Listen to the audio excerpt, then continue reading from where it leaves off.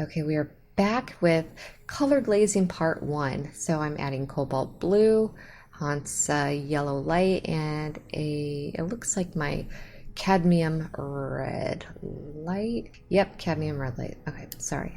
Okay, so we are mixing our cadmium red light, hansa yellow, and cobalt blue, titanium white, and carbon black with a little bit of glazing liquid. And it looks like I'm trying to find I'm just mixing up some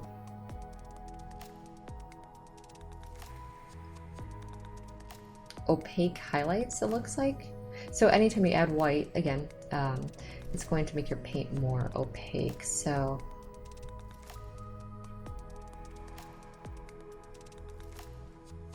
I am going in and trying to...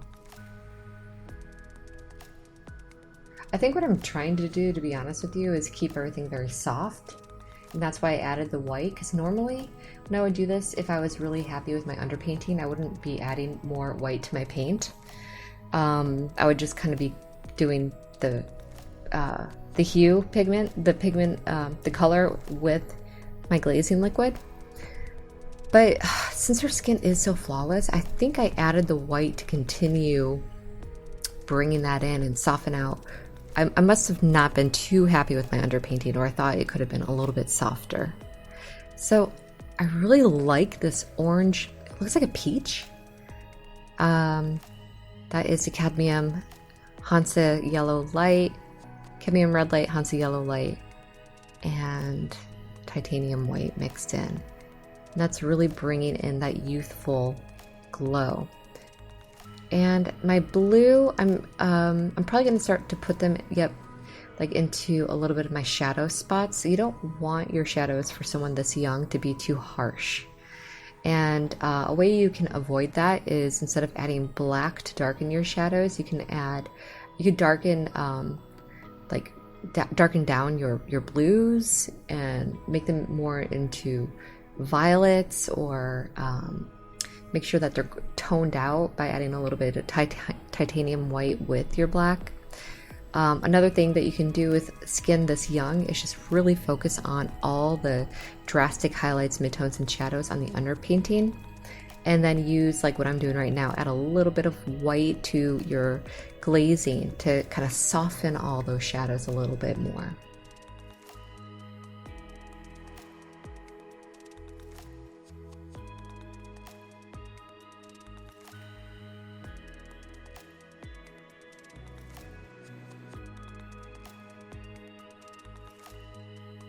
At the moment, I'm using kind of a big blender brush to soften out those lines that there's the blender brush, and there is, this looks like I'm mixing or going back and forth between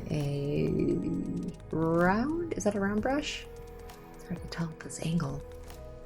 A round brush and a blender brush. So or a mop brush. You can call it a blender or a mop brush, but my blender brushes or mop, what I do is, like, I put the paint in, and then I will take the blender brush and soften it right away so there's no hard edges on the outside, and that it blends in. Like if I went a little bit too thick with my paint, you could use a dry blender brush to kind of get to it while it's still wet and soften it out and kind of like scrumble it into the background. But be very careful, because any kind of wet layer that hasn't dried yet with acrylic, if you try to scrumble it, could pull out all the layers that you've done underneath. So that's why I always say it's really important to let your paint dry before going over it again, and to be gentle with your brush strokes, unless you know for sure you haven't really touched the area and all the paint layers were dry before. But these are kind of the things that you learn along the way, and you'll know what I'm talking about when it happens to you. Like, I hate to, it sounds like a little bit harsh, but to be honest, it is like, it's one thing to teach you and tell you about things that might happen. It's another thing to experience it and understand what I mean, because you've experienced it through your own eyes. Okay, and even look at my paint right now, I can tell that some of my mixtures have started to dry up. So one thing that I could make a huge mistake on at the moment, if I don't do something about it, is if I try to pull up any of that old mixed paint, Doesn't look like I'm doing it at the moment. But if I did try to pull up any of that old mixed paint, I could run the risk of pulling up the paint off of my palette and painting it directly onto the face and get little clumps of dried paint on there.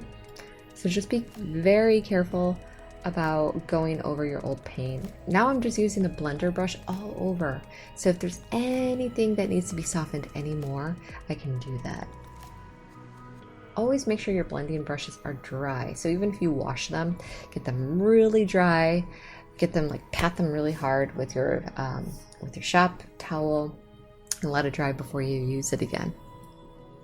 So it looks like I am toning a shade, and toning just means you're like adding a little bit of gray to it. So tints are adding white, tones adding gray, and shades are adding black to your pigment.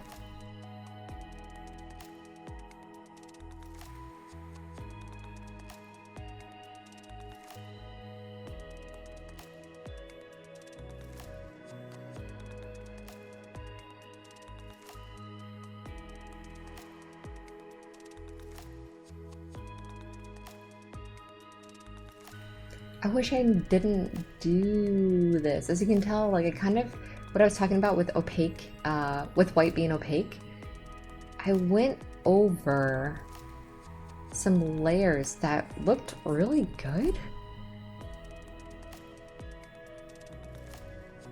But I mean, hindsight is 2020, right? Like, I know how it turned out and I did really like this painting.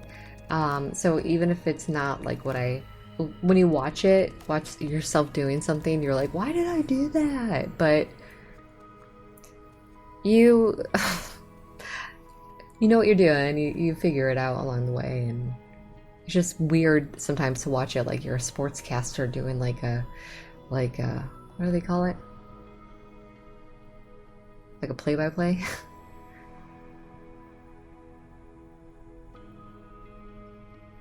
And right now all I'm doing is adding pure pigment with my glazing liquid and kind of adding in a little bit of that cadmium red light. And all this does is it's almost like adding lipstick where all that information below it, the underpainting, is done. So when you add on a clear, transparent layer of glazing liquid plus pigment, then it's almost just adding a little bit of color, but you're still able to see everything underneath. It's almost like colorizing a black and white photograph. Sometimes people do a really great job of colorizing a black and white photograph where they really think about the skin tone, local color, they think about lighting and everything. But sometimes you see colorized black and white photos and they just kind of laid over one layer of transparent color. That's not a bad thing either when you're beginning. Like if that's where you want to begin, it's work on a black and white Grisaille, which we do in Portrait 4 and 5. If you want to work on a black and white Grisaille and kind of just learn about adding color on top of it, that is actually a great place to start. But I will save that thought for the next video.